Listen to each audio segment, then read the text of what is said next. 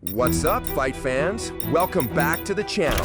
Today, we're about to break down the most insane, historic UFC event in history. I'm talking about UFC Freedom 250, live from the freaking South Lawn of the White House on June 14th, 2026. The first professional sporting event ever on presidential grounds. It's America's 250th birthday bash, it's Trump's 80th birthday. Tickets are basically free for the public on the Ellipse with giant screens, and Dana White's dropping a stacked card for the ages. So make sure to stick till the end of the video, where we'll be dropping both our White House legacy verdict and our official fight rankings out of 10, including which under-the-radar fight might actually be the most historic of the night. And don't forget to subscribe and hit the notification bell to not miss on any of our videos. Let's get into it. Alright, we're starting from the bottom of this loaded main card and building up to the bangers. Fight 1. Featherweight, Diego Lopez versus Steve Garcia. Opening the show, Diego the Nightmare Lopez taking on Steve the Marauder Garcia. Lopez is a Brazilian beast, former title challenger, 27-8 record, coming off a wild win streak with power in both hands and insane grappling. His last few, he put on a clinic against top competition, mixing leg kicks, takedowns, and that finishing instinct.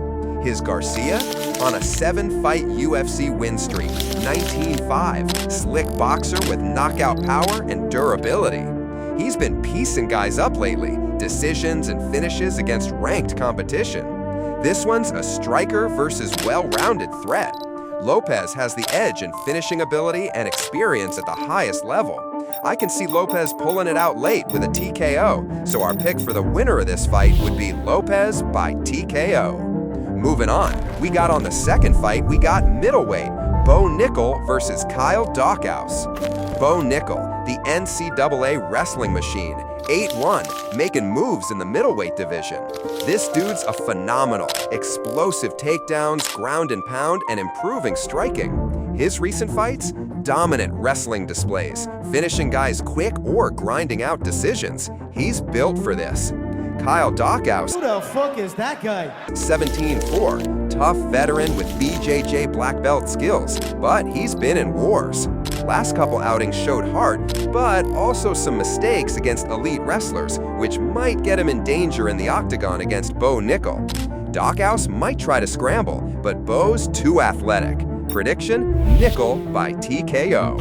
Fight 3. Lightweight, Mauricio Ruffy versus Michael Chandler.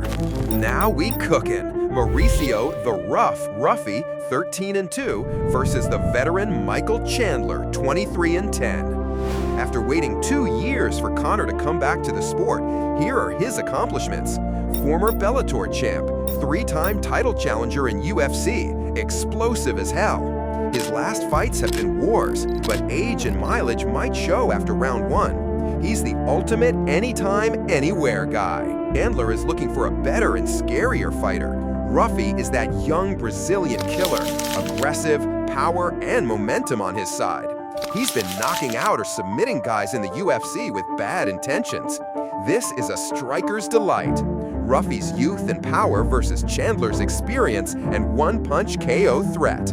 But we think Ruffy takes the win just because of how much he will be back to drain out of Michael Chandler. And by Chandler's past fighters, we can easily determine he won't be lasting till all 3 rounds. But no doubt, this will be a fantastic fight. Prediction, Ruffy by TKO round 2. Next up is Fight 4, Bantamweight, Sean O'Malley versus Aiemann Zahabi. Sugar Sean O'Malley, 19-3, stepping in against Aiemann Zahabi, 14-2. O'Malley, former champ, flashy striker, sniper from distance. He bounced back recently with a solid unanimous decision win over Song Yadong in January 2026 after some tough title losses.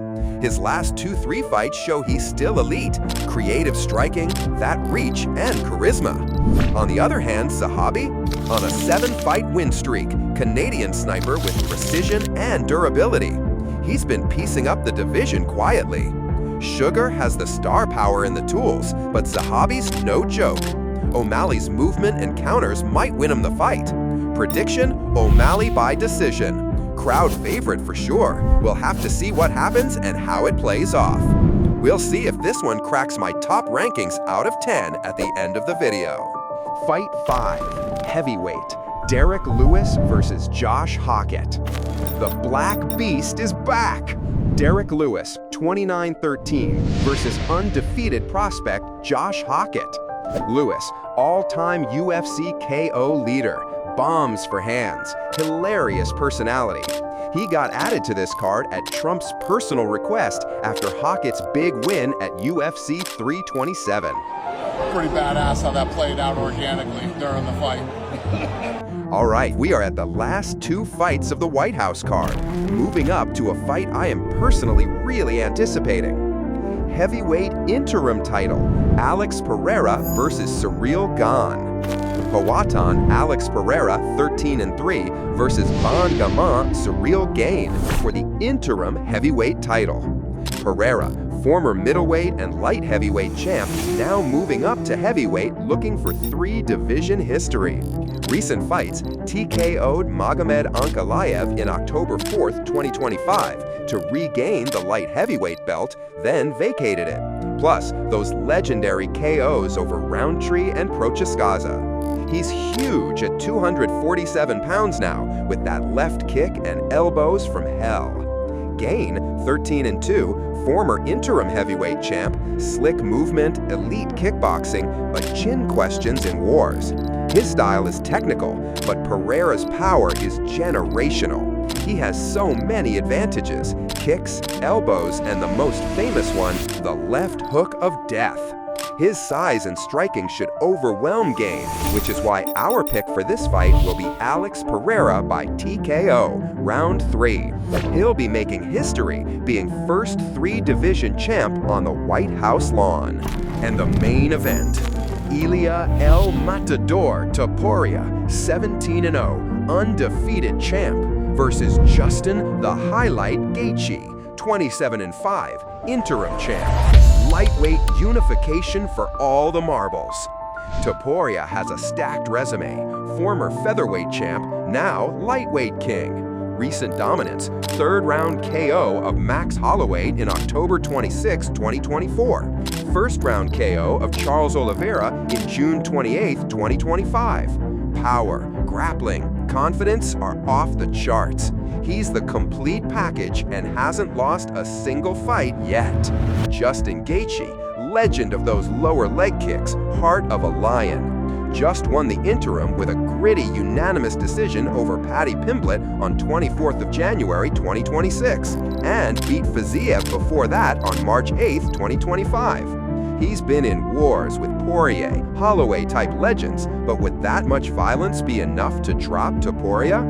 This is striker versus well-rounded killer.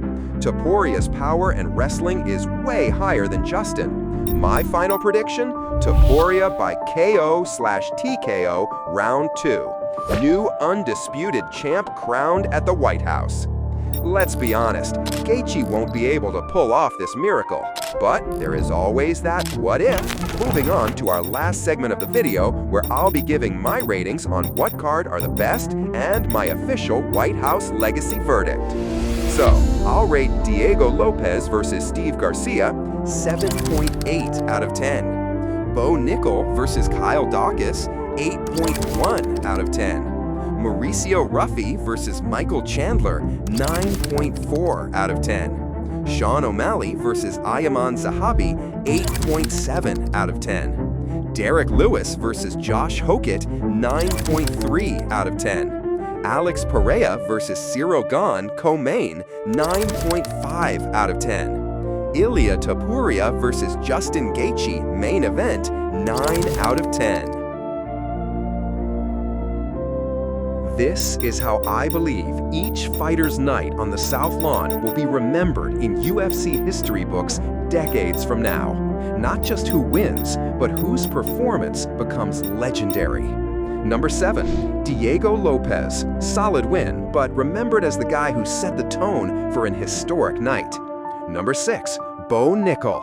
the wrestling clinic that showed the world why he's the future.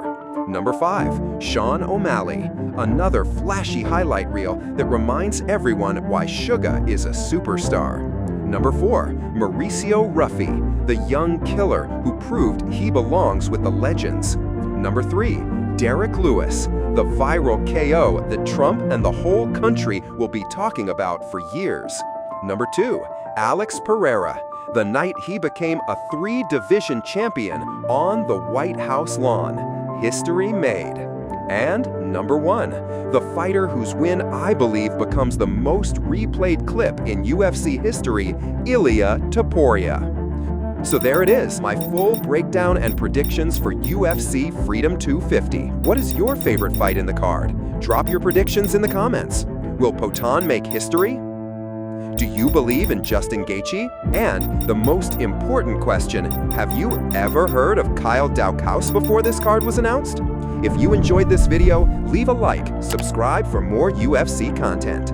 Thanks for watching. I'll see you in the next one. Peace.